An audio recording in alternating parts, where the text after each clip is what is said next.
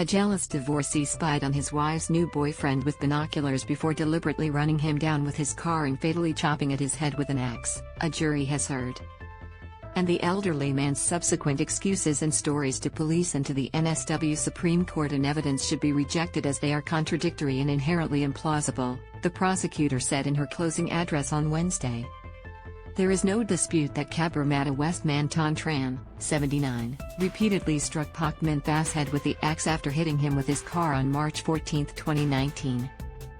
Read more. The reality of a brutal loss for Russia evident on Ukraine streets. Tran has pleaded not guilty to murder but guilty to manslaughter, arguing his judgment was substantially impaired due to a loss of control caused by trauma from his lived experience of Cambodian dictator Pol Pot's regime.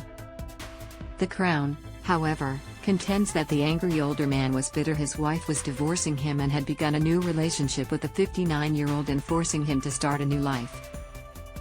Married for more than 30 years, the couple had a strained relationship and were in effect separated, with his wife sharing their daughter's bedroom for the last 15 years of their life together.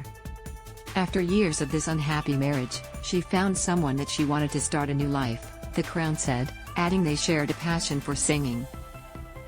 Tran told his daughter that Tho was a bad person and destroyed his family, Nina Tran said in evidence. But Tran later said he held no ill feelings towards the new partner and remained neutral. Read more. Sydney forecast to break rain record as multiple states brace for storms to police. He claimed he was acting in self-defense after the alleged assailant punched his head, and was forced to retrieve the axe from his car boot. He then told the psychologist the man appeared threatening as he was carrying a ladder from his old home.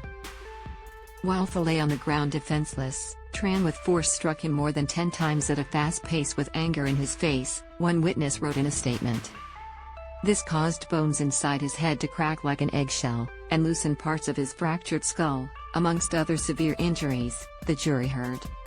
Tran explained in evidence that the axe was in the boot due to previous assaults, and the binoculars were kept in his car to watch soccer matches on a field.